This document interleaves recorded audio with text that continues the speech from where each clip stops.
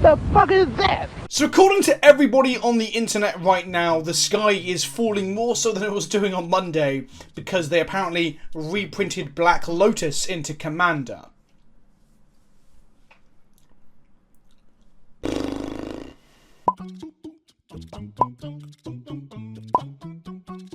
If you're looking for a full, first impressions of the first half of spoiler season, there should be a new episode of Dice Removal out in a few days with me and the Professor, where we'll talk on the podcast, Dice Removal, about Commander Legends.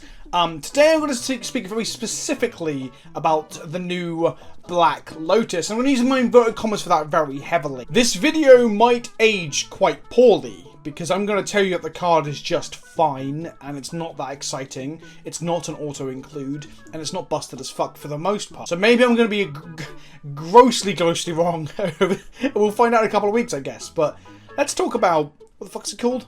Jeweled Lotus. For those of you who have been smart enough to either live under a rock, away from Reddit, Twitter and Facebook, or just away from other Magic players in general, you might have missed this card being spoiled last night. It's Commander Legends preview season, and we have a mythic that is so evocative of powerful magic, and so triggering of an immense emotional outpouring from any Commander player that feasts its eyes upon the absolutely wonderful art by Elena Dana.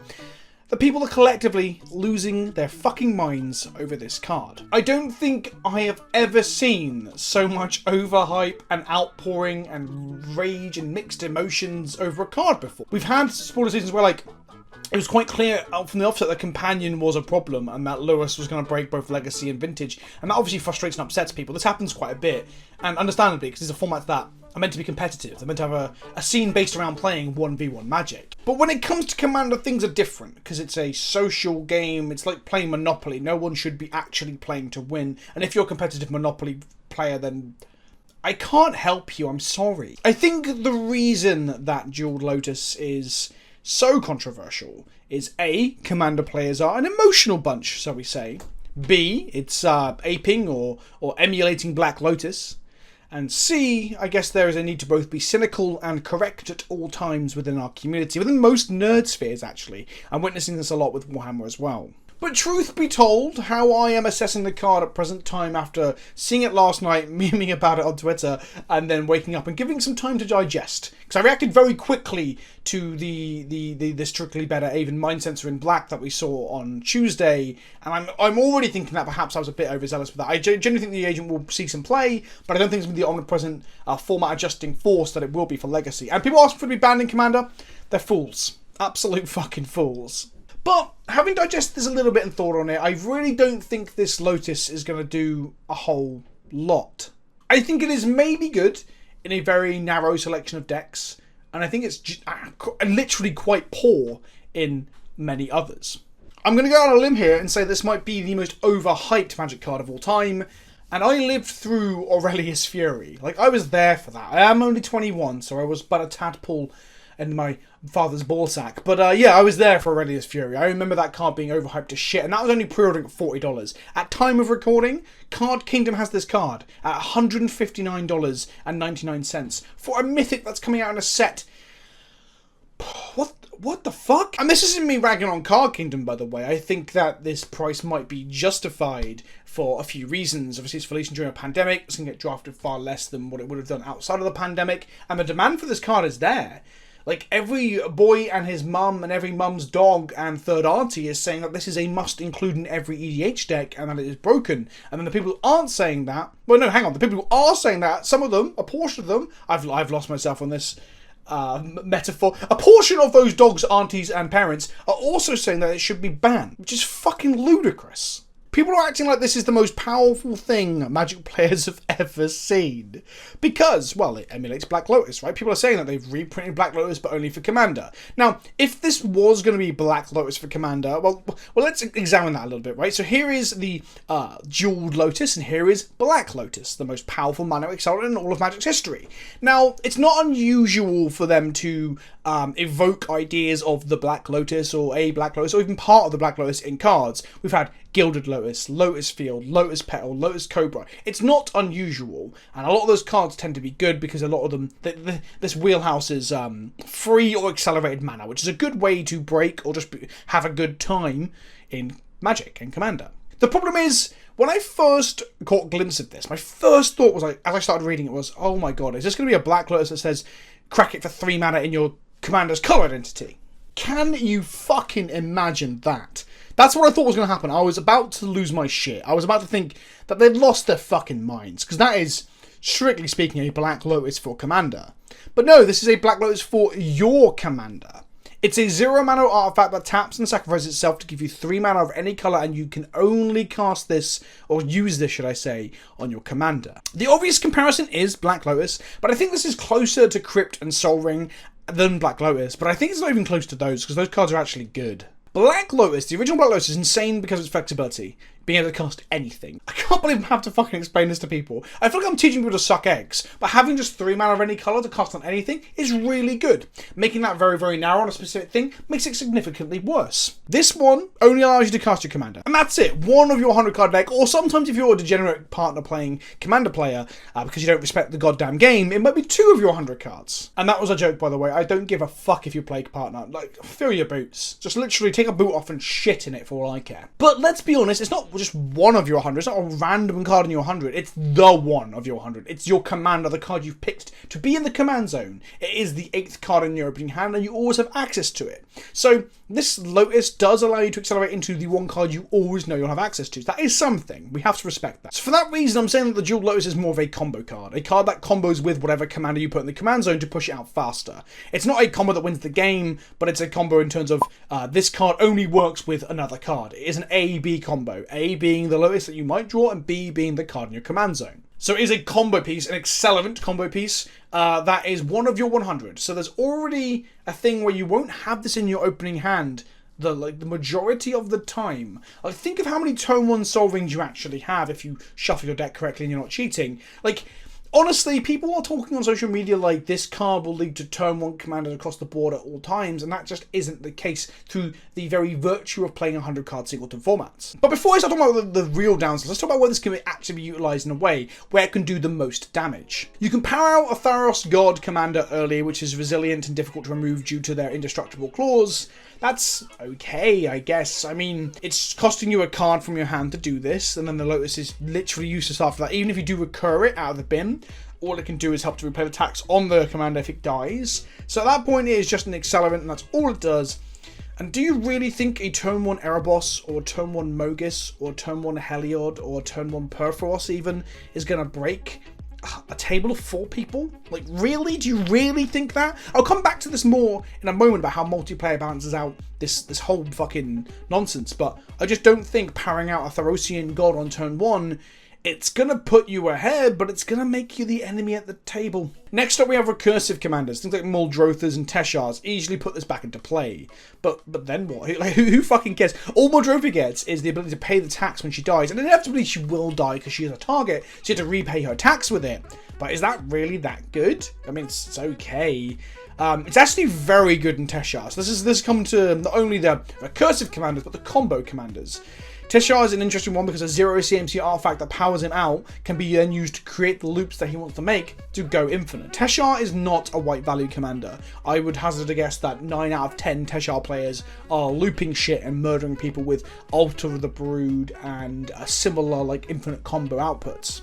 So this is where the card will be good, is that it makes combo-tastic engine commanders better. But in my experience with Commander being a social format, like, I love Teshar as a commander, but I've yet to actually put it together in paper because I don't think I'll ever play it in paper at my local shop. Not at the moment because it doesn't happen, but you know what I mean. Like, it's not the kind of deck that I want to play against newbies or casuals or for a friendly game. So I think a lot of people just won't bother with that. So yeah, it's good in the combo engine, 9 out of 10, 10 out of 10 decks, and CEDH. And that's why I think one of the big problems comes up with this card is that in CEDH there will be decks that this card will be an oppressive part of, that fires out the commander and starts off a combo, a loop, or a lock very early on, because those decks are tuned really tightly. And we've already seen Flash get banned, and rightfully so, because it was a fucking joke for CEDH and no one was playing it outside of CEDH. Meanwhile, this does prove to be a combo part of Teshar, Jehoira, or like Urza stacks or whatever in CEDH. But then we get this problem where CEDH is then asking for it to be banned, and all your casual players, and I use the word casual just flippantly, it's not a dirty word. The word casual is not dirty. I'm effectively a casual Commander player. I'm not trying to compete for prizes, right?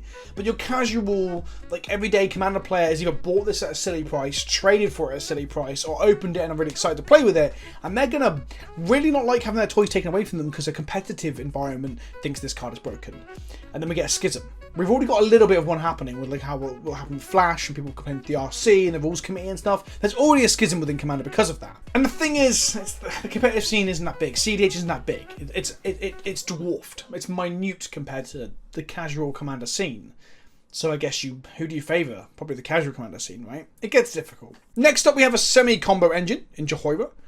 Similar to Teshar, but sometimes you might just say a value commander. I guess she's less likely to be combo than Teshar, but not that much less. And it accelerates her out. And at worst, it cantrips with her in play. This is the thing. Once you accelerate a commander, cool. But if you play it after your commander, for a lot of commanders, this card does fucking nothing. At least Jehoiva draws you a card. And then there's like the single engines, like Tulane and Korvold and some of the more recent Fire designs. I guess even my beloved Tachyova comes out in this category as well, where this allows you to fire out your commander on turns, usually 2 in this case. Sometimes you turn 1 with a nut draw. I know people keep talking about these fucking magical Christmas land draws. And then these cards on their own will power you ahead. So firing it out 2 turns earlier is a big deal, honestly. And this is where the modern design of commanders is being a problem. When they're one and done, once they're in play, just playing magic creatures or lands or whatever, you start to accrue huge amounts of value that is way better than anything the old commanders of Shards block or even Khan's block do.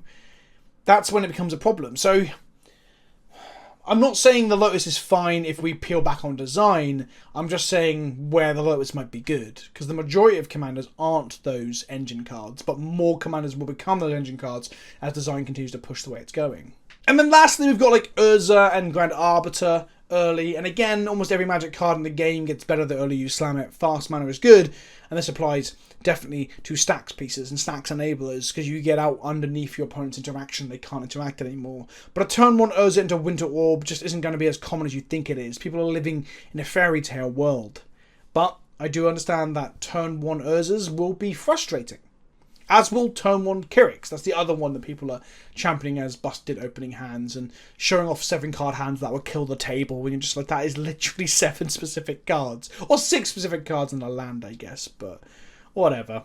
What I'm thinking is, as someone who loves to play Tachyova, one of those engine commanders that honestly you don't have to jump through a lot of hoops, you just have to play commander, you have to just put your lands into play, or cheat to get more, cheat within the rules of the game to get more land drops, right? But as a commander player who plays Tachyova, and I play probably at an 8 or 9, depending on who you ask, I purposely don't try and push it too hard. I want the deck to be beatable for people who spent less money on their decks, for example.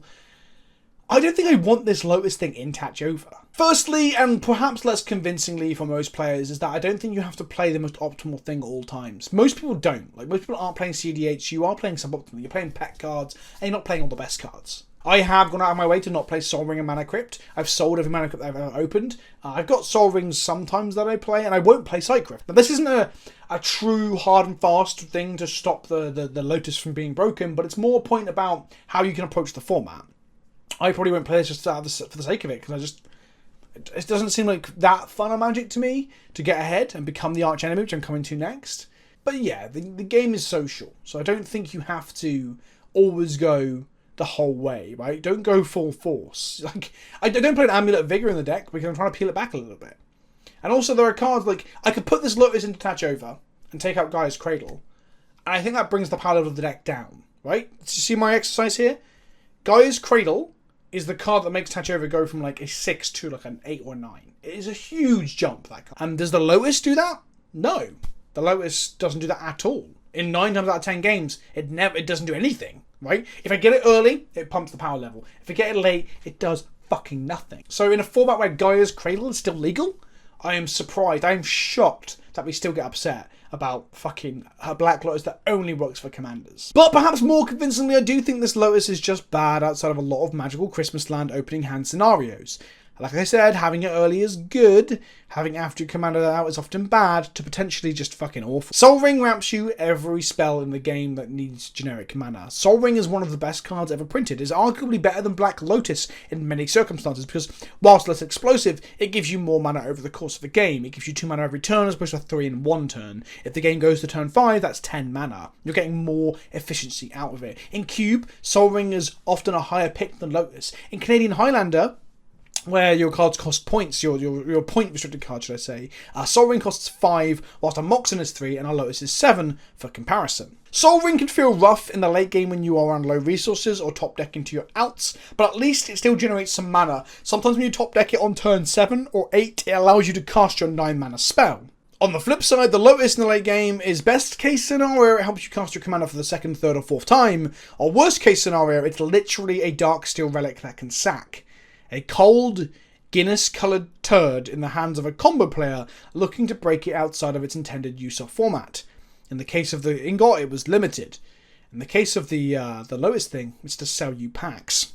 So there is a huge balancing element in Commander of the 100 card singleton and the inconsistency of it all, so you're not always going to have it in your opening hand. That is definitely a balancing element. But the other key balancing element that I've hinted at throughout this video is the idea that you are playing with 3 other people. A multiplayer game, every time you generate extra mana and push ahead with fast mana or ramp in a 1v1 scenario, you're generating huge amounts of advantage. Essentially, you're out-tempoing your opponent because you are spending more mana, you're getting more bang for your buck every turn than your opponent. But in a multiplayer scenario, you are trying to outpace 3 other people. Like, think about it. If you are, like, arch enemy, if you are public enemy number 1 because you played your commander on turn 1, 3 other people are spending perhaps 3 times the mana you're doing, 3 times the cards in hand that you've got. So, yeah, multiplayer does explicitly, this isn't even a discussion or debate, it balances out the idea of ramping or drawing cards. It's why even Sol Ring and even Black Lotus are arguably far worse in multiplayer environments. The advantage gained is lessened by 3 other people, with hands full of answers, creatures itching to slap your face, and grudges from previous games. The Command Zone literally did a video on this, talking about Sol Ring. I've always been in the camp that I think Sol Ring is kind of stupid still in Commander, but I think it is balanced by the multiplayer environment. They did a video where they took stats from a multitude of like online games, the Versus series in Commander Clash and stuff on Goldfish, and looked at how often people with Sol Rings won and how often people would turn 1 and 2 Sol Rings. And their findings were that Sol Ring early on actually made your win rate lower because you get targeted. Accelerating out your commander on turn 1 or turn 2 is going to piss people off. And I don't mean people frothing at the gash about it on Facebook pages, but being unable to actually coherently put a sentence together to explain why they're angry. I mean, it makes you the public enemy in the game you're playing. And whilst it dies to removal, and that's right, that's the podcast name, by the way, dies to removal. And whilst dies to removal is a meme, it's not always the best argument against cards. I definitely agree.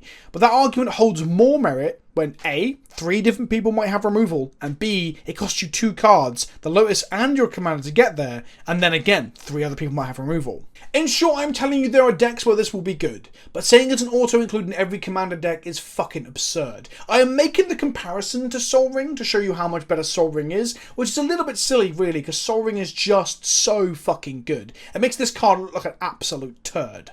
But then again, everyone is comparing it to Sol Ring. Sol Ring is, generically, utility-wise, it is just the best fucking thing, right? Like, there's just nothing like it. And there probably never will be. Arcane Signet being the closest, I guess, Mana Crypt. But this fucking fabled Lotus thing is not like that. It is a combo piece to accelerate out your commander, and if you don't get ahead massively, fucking kill everyone or win there and then, you're gonna make enemies. And this comes to my final point that Saffron Olive was tweeting about today. He's got a point in saying that, is this the kind of play patterns you want? Do we want people getting ahead so far early on that they just win? Or do we want people becoming the arch enemy and getting hated out of games? And to be honest, whilst both of those things aren't that fun, I do think the whole becoming arch enemy is a balancing factor. It's a big part of the game. Like, there's always one person in your play group who's, I don't know, they're clicking, the wheels are going quicker than everyone else, or they're reading more articles and watching more videos, or spending more money on cards or time and effort to make their decks better than everyone else's.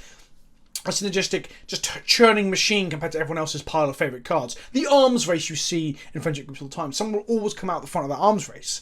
But the thing that balances that out is that everyone can shit on them. Everyone can pick them off. When they see them play a card like a Seedborn Muse, which is miles better than this fucking Lotus thing, and that's legal in the format, they play a Seedborn Muse, you're like, You're not getting 15 mana this turn, 15 mana turn after. Fuck that. Let's kill that. Let's blow up your lands. Let's treat them with some ire. And honestly, it's part of the format. I think it's kind of... I don't want to say healthy. It is healthy. It's part of the format, it's healthy, and it'll balance out the game. People will stop playing these stupid fucking Lotuses to fire out their 6 mana commanders, sit there, pass around the table, get it palved, and then feel like a twat. People will stop playing it when they realise they become the enemy. When people sigh and groan, and then they get like wastelanded, palved, or fucking, that sort of stuff. Just out of resentment and bitterness. In short, I'm telling you this card can be good. Saying it can't be is dumb. But more often than not, it's going to be shit. And people are really, really blindly buying into this hype. And we all do it. We all rush to have opinions on Twitter, on Reddit, in our group chats with our friends, on social media, in Discords. We all do it. I did it. My video on the Opposition Agent earlier this week, even like an hour after it came out, I was like, oh, do you know what? Is it as good as I think it is?